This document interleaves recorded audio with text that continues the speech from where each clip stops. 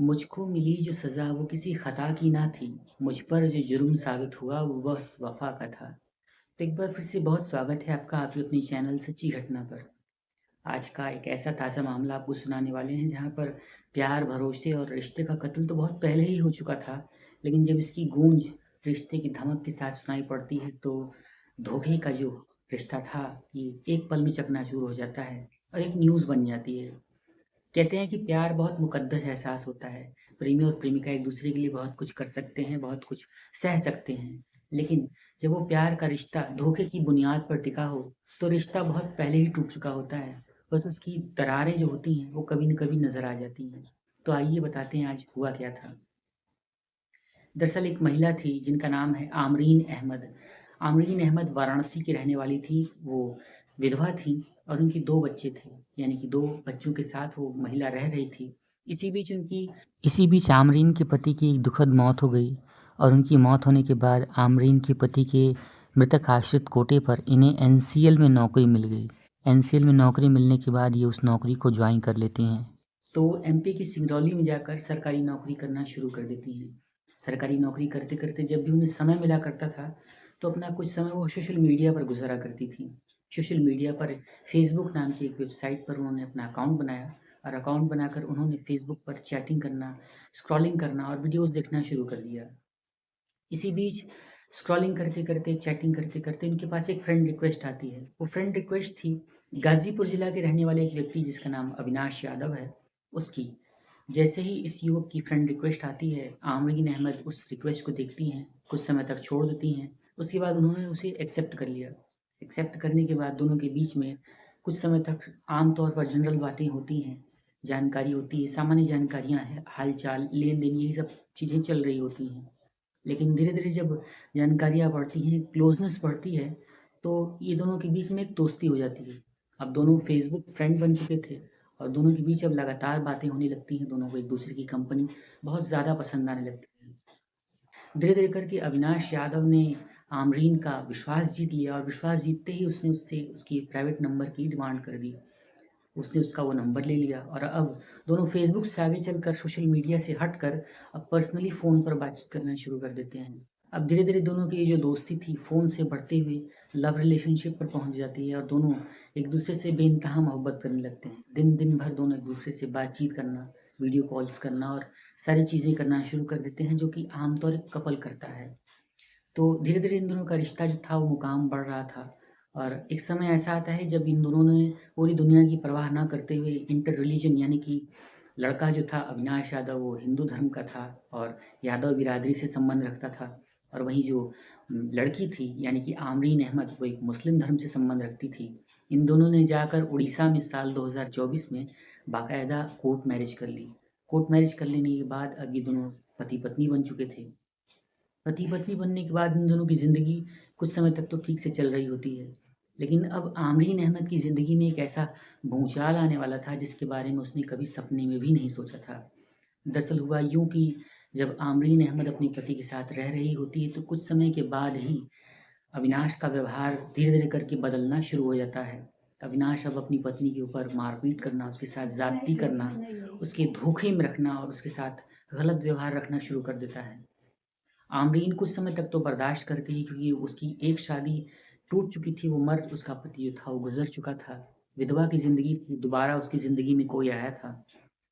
जैसे-तैसे करके उसने इस बदतमीज़ी को, इस ज़्यादती को बर्दाश्त किया। लेकिन अब जो पानी था वो सर से ऊपर उठने लगता है और अब अविनाश यादव अब अपनी पत्नी आमरीन के ऊपर पैसों की डिमांड करने लगता है, उसे एटीएम मशीन समझने लगता है।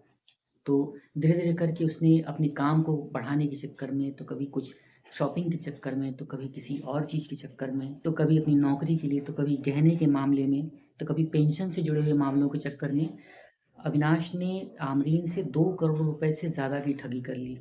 इस तरह से उसने अलग-अलग बहानों से जब ठगी कर ली, तो उसके बाद भी वो किसी प्रकार से बर्दाश्त कर रही होती है।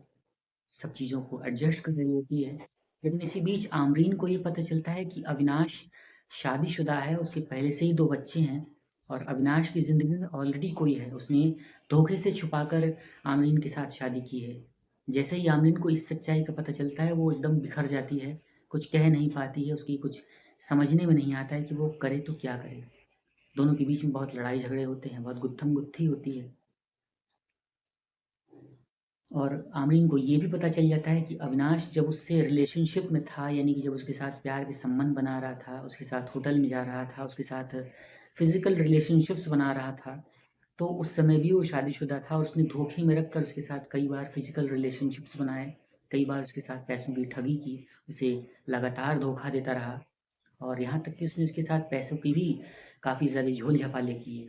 तो इस तरीके से आमरीन जब काफ़ी सच्चाइयों का पता कर लेती है, तो उसने इस मामले को और ज़्यादा तूल ना देते हुए एक केस दर्ज कराने के बारे में सोचा। तो अब जैसे ही अविनाश को ये पता चलता है कि उसकी पत्नी आमरीन अब उसके व्यवहार से तंग आ चुकी है और अब वो इस मामले में कानूनी कार्यवाही कर सकती है, अविनाश यादव अपनी पत्नी आमरीन को छोड़कर अपनी पहली पत्नी के पास भाग जाता है और वहाँ जाकर रहने लगता है। इस तरीके से जब उसके साथ धोखा होता है, उसके साथ शरीर का, उसके पैसों का मिसयूज़ कर लिया जाता है, तो आमरीन के सब्र का पैमाना छूट पड़ता है।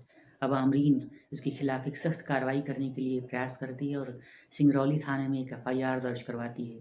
जैसे ही एफआईआर की जानकारी होती है, उसका जो पति था अविनाश यादव, वो उसके ऊपर धमकाना शुरू कर देता है, उसे मारने-पीटने की, उसे जान से मारने की धमकियाँ देना शुरू कर देता है।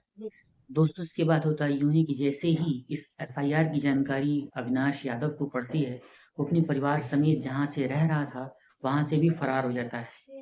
इस मामले में सिंगरौली की पुलिस अपने स्तर से तो कार्यवाही कर ही रही है, लेकिन जो पीड़िता हैं आमरीन अहमद, वो योगी सरकार के गढ़ यानी कि गोरखपुर पहुँचती हैं और वहाँ पर योगी सरकार के पास एक लिखित शिकायत पत्र देती हैं। उस मामले में अपनी पूरी घटनाक्रम की जानकारी देते हुए उन्होंने जल्द से जल्द योगी सरकार से और माननीय मुख्यमंत्री योगी आदित्यनाथ जी से इस मामले में एक्शन लेने की कार्यवाही की डिमांड की है। उन्होंने निवेदन किया है कि जल्द से जल्द उन्हें न्याय दिलाया जाए और अब वो ये भी कह रही हैं कि उन्हें अपने पति अविनाश यादव के बाहर रहने से खतरा है।